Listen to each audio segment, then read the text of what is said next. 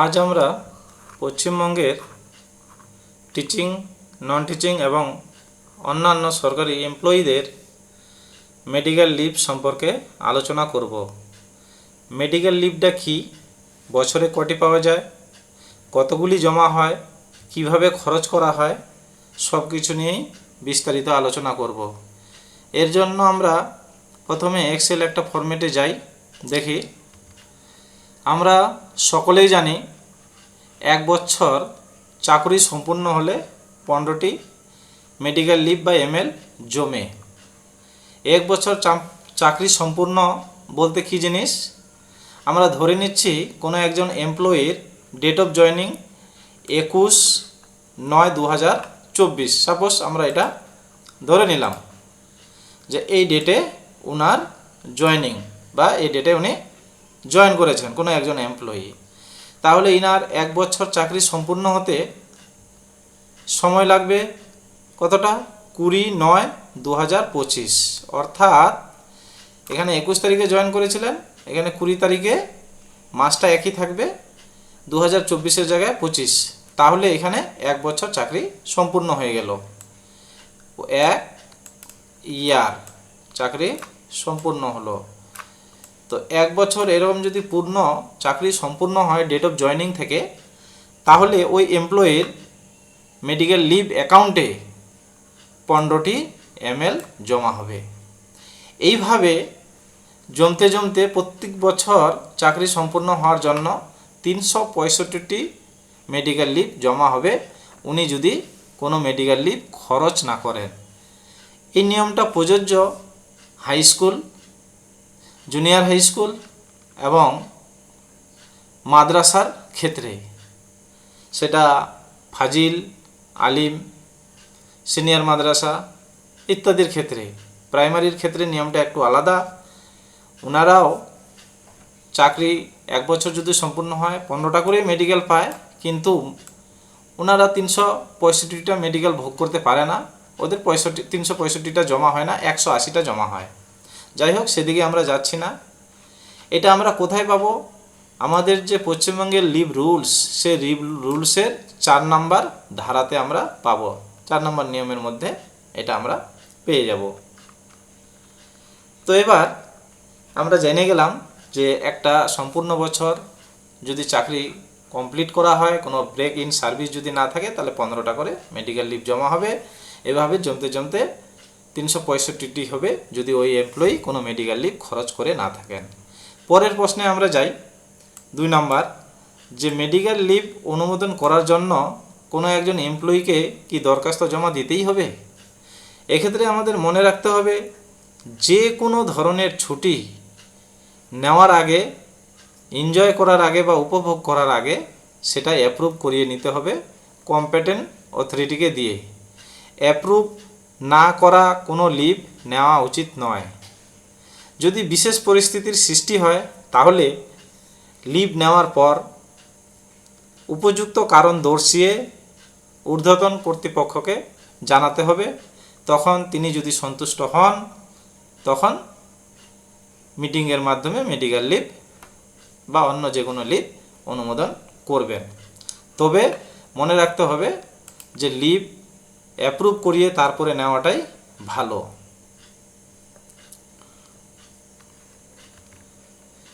3 নম্বর question, যে 3টা ও তার কম মেডিকেল লিভ বা এমএল নিলে মেডিকেল সার্টিফিকেট কি ঊর্ধ্বতন কর্তৃপক্ষে জমা দিতে হবে? না। বোর্ডের এই যে মেমো নাম্বারটা 33/KJMHS/80 ডেটেড 24/5/1980, সেকেন্ডারি বোর্ড এই মেমোর বলে উল্লেখ করেছেন যে 3টি ও তার কম যদি মেডিকেল লিভ নেওয়া হয়, কোনো একজন এমপ্লয়ি যদি নিয়ে থাকে, তাহলে কোনো মেডিকেল সার্টিফিকেট দেওয়ার প্রয়োজন নেই। এমনকি মেডিকেল লিভ উপভোগ করার পর তিনি যে জয়েন করবেন, ফিট সার্টিফিকেটেরও দেওয়ার দরকার নেই। পরের প্রশ্ন, এমএল এর সাথে ক্যাজুয়াল লিভ বাদে অন্য যে কোনো লিভ প্রিফিক্স বা এফিক্স করা যায়। মানে মেডিকেল লিভের সঙ্গে ক্যাজুয়াল লিভ বা সিএল বাদে অন্য যে কোনো ধরনের লিভকে প্রিফিক্স বা অ্যাফিক্স করা যায়। হয় আমরা প্রিফিক্স করতে পারবো, না হলে অ্যাফিক্স করতে পারবো। অর্থাৎ মেডিকেল লিভের হয় সামনে আমরা অন্য কোনো ছুটি লাগাতে পারবো, জুড়ে দিতে পারবো, বা মেডিকেল লিভটার পরেও জুড়তে পারবো। দুটাই কিন্তু একসাথে করা যাবে না। যদি দুটাই একসাথে করা হয় তাহলে সেটা টোটাল পিরিয়ডটাই মেডিকেল লিভে পরিণত হয়ে যাবে। এটা আমরা পরে আরেকবার আসছি, পরে দেখছি আমরা এই প্রশ্নটা নিয়ে। এখানে তাও একটু বলে দেওয়া যাক। ধরুন যে বুধবার আপনি মেডিকেল লিভ নিতে চাইছেন, বুধবার মেডিকেল লিভ নিতে চাইছেন, মঙ্গলবার দিন একটা সরকারি ছুটি আছে, মঙ্গলবার দিন আপনি বুধবার একটা লিভ নিতে চাইছেন, মেডিকেল লিভ। তাহলে এই যে মঙ্গলবার যে সরকারি যে ছুটিটা ছিল সেটা কিন্তু মেডিকেল লিভ হিসাবে গণ্য হবে না। এখানে শুধুমাত্র বুধবারটাই মেডিকেল লিভ হিসাবে গণ্য হবে, মঙ্গলবারটা হিসাবের মধ্যে আসবে না। এবার একইভাবে যদি এটি ডান দিকে থাকে, বুধবারের পর বৃহস্পতিবার যদি ছুটি থাকে, কোনো সরকারি ছুটি, আর যদি এটা না থাকে, মঙ্গলবারটা যদি খোলাই থাকে অ্যাজ ইউজুয়াল, বুধবার মেডিকেল লিভ নিয়েছেন উনি, কোনো একজন এমপ্লয়ি, তারপরে বৃহস্পতিবার সরকারি ছুটি আছে, তাহলে এই বুধবারটাই শুধুমাত্র মেডিকেল লিভ হবে, বৃহস্পতিবারটা মেডিকেল লিভ হবে না, এটা বাদ যাবে। কেন? এখানে বুধবারের পর একটা দিন যোগ করা হয়েছে, ট্যাগ করা হয়েছে। আর রুলসে বলাই আছে যে মেডিকেল লিভের সাথে সিএল বাদে অন্য যে কোনো ধরনের লিভ প্রিফিক্স বা অ্যাফিক্স করা যায়। অর্থাৎ বুধবার যদি মেডিকেল লিভ নেওয়া হয়, এর পরের দিনকে জোড়া লাগানো যাবে, কিংবা আগের দিনকে মঙ্গলবারকে জোড়া লাগানো যাবে। কিন্তু দুটাই, মঙ্গলবার এবং বুধবার দুটাই যদি ছুটি থাকে, কেউ যদি বুধবারে এমএল নিতে চায় তাহলে এই 3 দিনেই এমএল হয়ে যাবে। তাহলে এই ক্ষেত্রে আমাদের এটা যত্ন সহকারে মনে রাখতে হবে।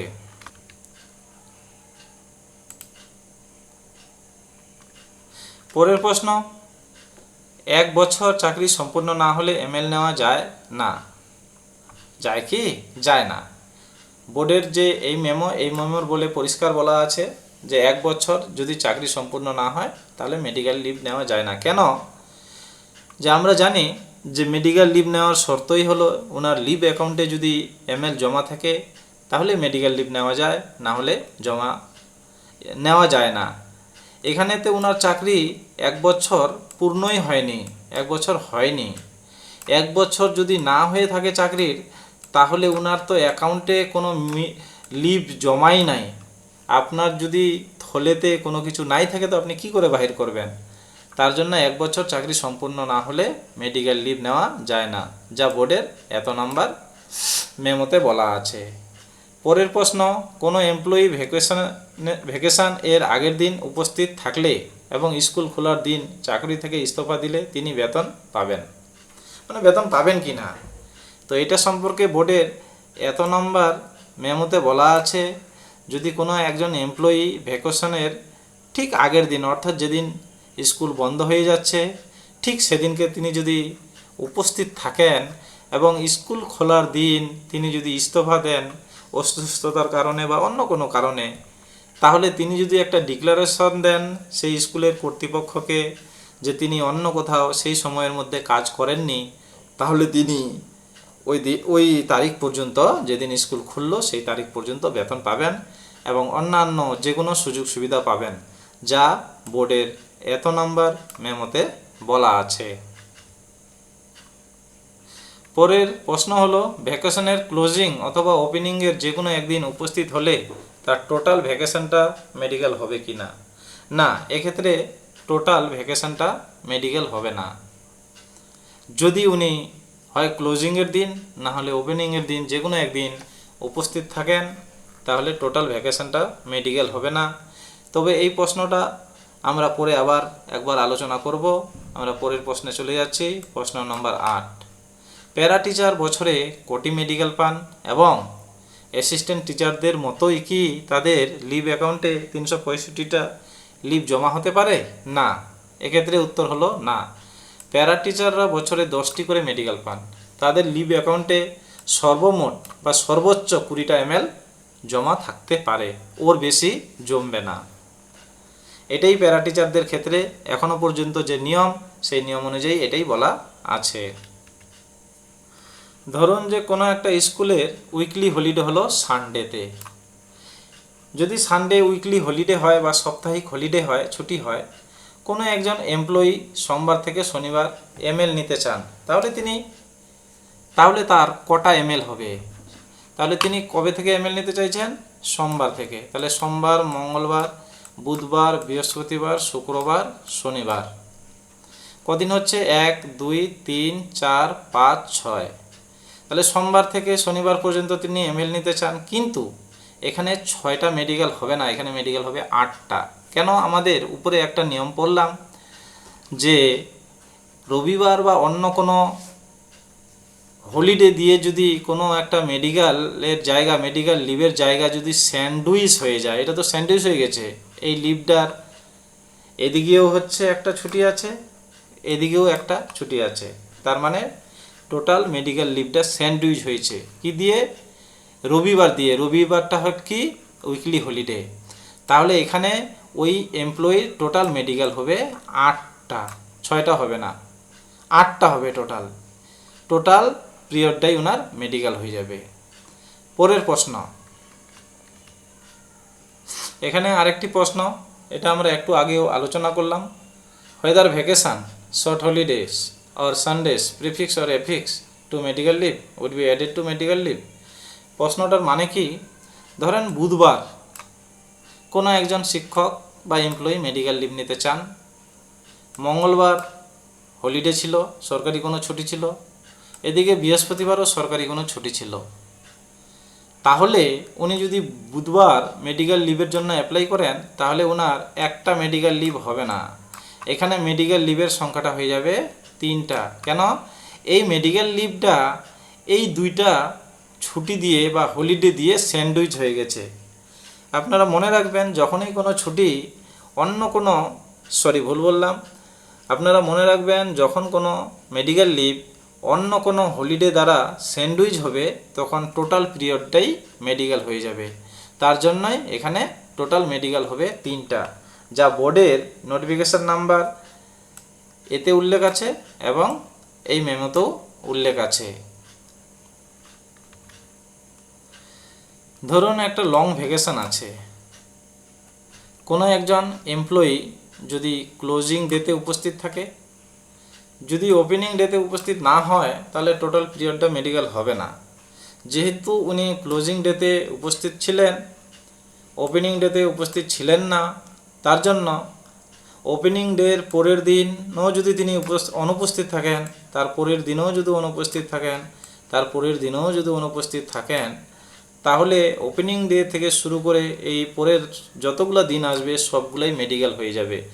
অর্থাৎ উনি যদি ক্লোজিং ডেতে উপস্থিত থাকেন, ওপেনিং ডে, তারপরের দিন এবং তারপরের দিনও যদি অনুপস্থিত থাকেন এবং চতুর্থ দিনে তিনি যদি জয়েন করেন, তাহলে এখানে মেডিকেল লিভ হবে 4টা।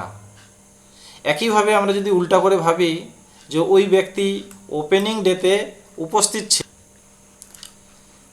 ডেতে ব্যক্তিটি উপস্থিত ছিলেন, কিন্তু ক্লোজিং ডেতে উপস্থিত ছিলেন না, এমনকি তার আগের দিনেও উপস্থিত ছিলেন না, তাহলে এখানে টোটাল ভ্যাকেশনটা মেডিকেল হবে না। শুধু মেডিকেল হবে কোন দিন? যেহেতু তিনি ক্লোজিং ডেতে অনুপস্থিত ছিলেন এবং তার আগের দিনও অনুপস্থিত ছিলেন, তার জন্য এই 2 দিন এখানে মেডিকেল হবে।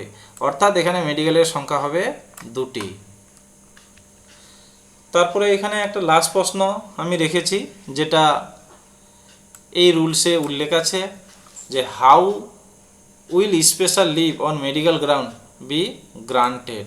অর্থাৎ ধরুন যে কোনো একজন এমপ্লয়ির 365টাই মেডিকেল লিভ শেষ হয়ে গেছে, তিনি খরচ করে ফেলেছেন, আর মেডিকেল লিভ নেই। এখন বর্তমানে তিনি হয়তো ক্যান্সার বা এমন কোনো রোগে আক্রান্ত হয়েছেন যে কারণে তার পক্ষে স্কুলে অ্যাটেন্ড করা সম্ভব নয়, অথচ তিনি সমস্ত রকম ছুটি আগেই উপভোগ করে নিয়েছেন, সমস্ত মেডিকেল লিভ শেষ করে দিয়েছেন। তাহলে এক্ষেত্রে ঊর্ধ্বতন কর্তৃপক্ষ, অর্থাৎ উনার যে স্কুলের হেড অফ দ্য ইনস্টিটিউশন, সেটা কমিটির মাধ্যমে রেজুলেশন করে বোর্ডে পাঠাবেন ছুটির জন্য, স্পেশাল ছুটির জন্য, সেই ছুটিটা 18 মাস পর্যন্ত গ্রান্ট করা যেতে পারে। 18 মাস পর্যন্ত গ্র্যান্ট হয়, এর বেশি হয় না। তারপরে সেটা আলাদা দিকে চলে যায়। এই হলো মেডিকেল লিভ সম্পর্কে বিস্তারিত আলোচনা। আপনাদের মনে যদি কোনো রকম প্রশ্ন থাকে অবশ্যই আপনারা জানাবেন। এখানেই সমাপ্ত করছি, ভিডিওটা অনেক লম্বা হয়ে গেছে। ধন্যবাদ।